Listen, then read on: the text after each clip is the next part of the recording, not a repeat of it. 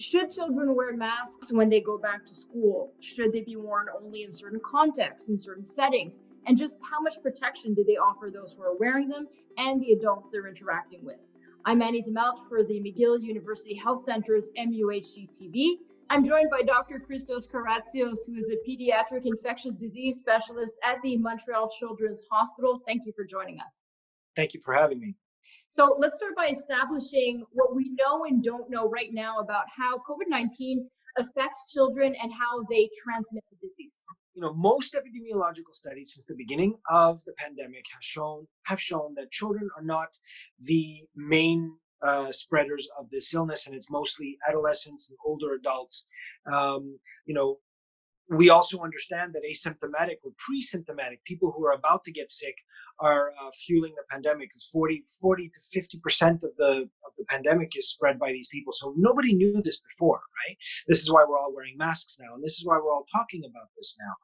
I think that we have to understand that children between the ages of 2 and 12, even though it's not mandatory to wear masks in public, it is highly recommended. And if you, as a parent, if you have a child who is mature enough and calm enough to understand why they're wearing a mask, even though they're under 12, between 2 and 12, sure, they should wear it.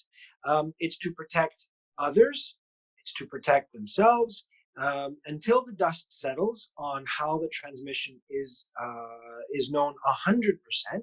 I think we should all be erring on the side of caution.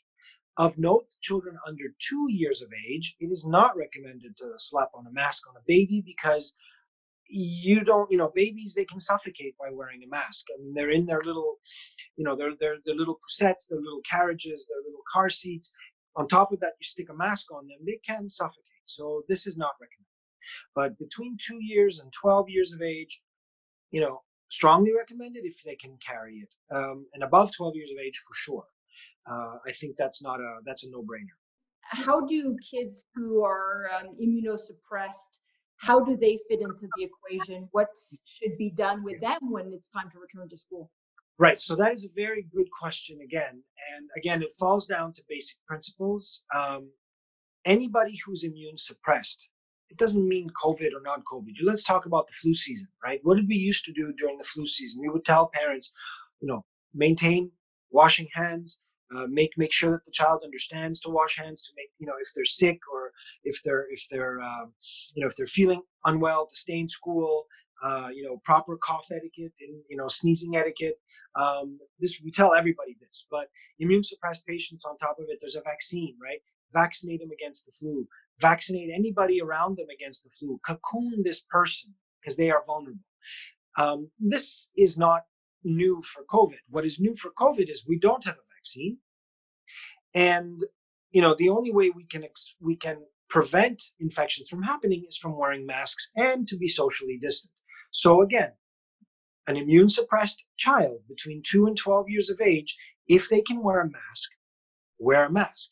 If they cannot wear a mask, they're rambunctious, they don't want to, they're autistic, it's hard, I think that these are the kind of people that others around them have to be super careful, regardless of the fact that, pandemic or not pandemic. Could you see, for instance, kids, when they're able to be socially distanced, for instance, sitting at their desks, wouldn't need a mask, but then in other contexts, such as going on the school bus or during recess, would then need to put on the mask? Because that would make most sense. That would make sense. Of course, mask wearing, as I said, the more the merrier, for sure.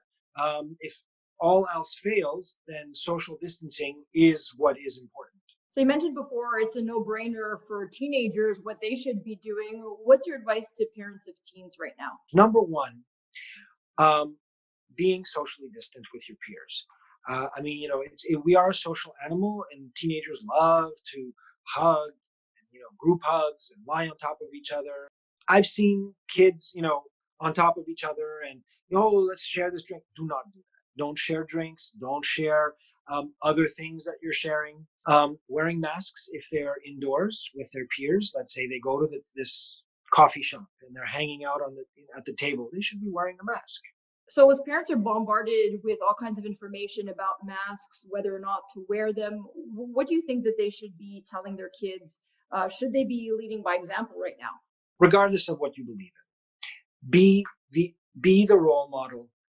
There is no doctor across the spectrum of believers, non-believers, or whatever. There is nobody that um, thinks that washing hands, maintaining a distance, and putting on a mask is something that we should not be doing.